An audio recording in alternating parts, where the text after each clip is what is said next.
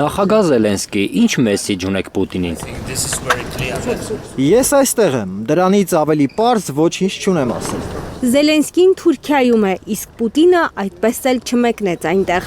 Ավելի վաղ Կրեմլը բացառել է Ռուսաստանի նախագահի ներկայությունը ռուս-ուկրաինական բանակցություններին Ստամբուլում։ Կաթարից կրակի վրա յուղ է լցրել ԱՄՆ նախագահը։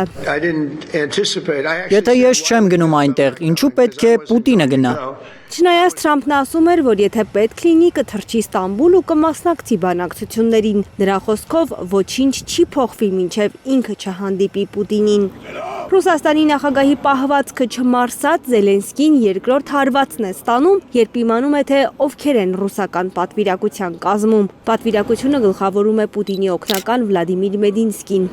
Դրա համար Զելենսկին ռուսական պատվիրակությանը ամբողջ օրը սպասեցրեց Ստամբուլում, իսկ հարյուրավոր լրագրողների Ստամբուլի Դոլմաբահչե պալատի դիմաց։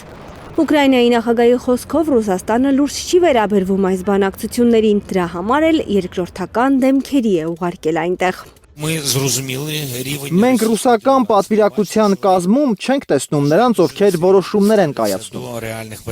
Չնայած դրան, հարգելով Թրամփին, Թուրքիային եւ Էրդողանին, ցանկանալով փորձել համաձայնության գալ, փորձել դեէսկալացիայի առաջին քայլերն անել, ես որոշեցի մեր պատվիրակությունը ուղարկել Ստամբուլ։ Հավանաբար Էրդողանն է համոզել Ուկրաինայի ղեկավարին չչեղարկել բանակցությունները։ Նրա հետ Զելենսկին ավելի քան 3 ժամ բանակցել է Անկարայում։ Ուկրաինական պատվիրակությունը ղեկավարելու է պաշտպանության նախարար Ռուստեմ Ումերովը, օրակարգում հրադադարի հարցն է։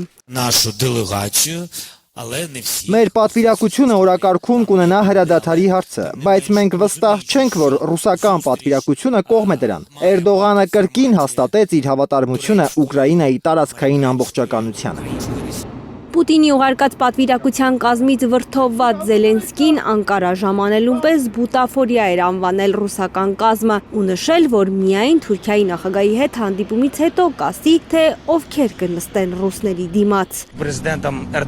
Նախագահ Էրդողանի հետ կարծում եմ մի քանի ժամ շատ կարևոր որոշումների մասին ենք խոսել։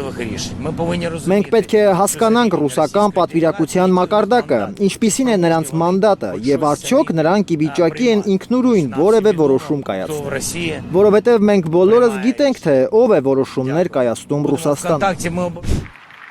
Սվիններով են ընդունել Ուկրաինայի նախագահի հայտարարությունը Մոսկվայում։ Զելենսկիի հասցեին սուր քննադատական խոսքեր է ասել արտգործնախարարության պաշտոնական ներկայացուցիչը։ Ով է օգտագործում բուտաֆորիա բառը, ծաղրած ու անհաջողակ մեկը, մարդ, որը անհայտ կրթություն ունի։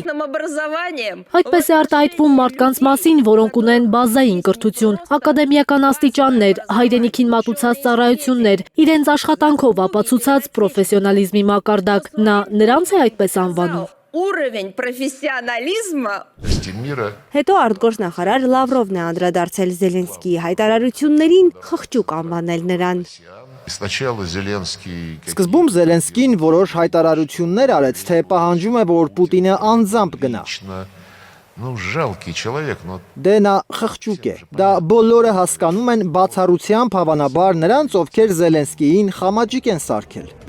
Երկար ջանքերից հետո Ստամբուլյան հանդիպումը հավանաբար կկայանա վաղը, հայտնում են ռուսական լրատվամիջոցները։ Տեղեկություն կա նաև, որ ռուսական պատվիրակությունը ուղևորվել է Դոլմաբահչեի նախագահական նստավայր, որտեղ նախատեսված են բանակցությունները։ Հասմիկ Սերոբյան, Հարություն Մաթևոսյան, Հայլուր։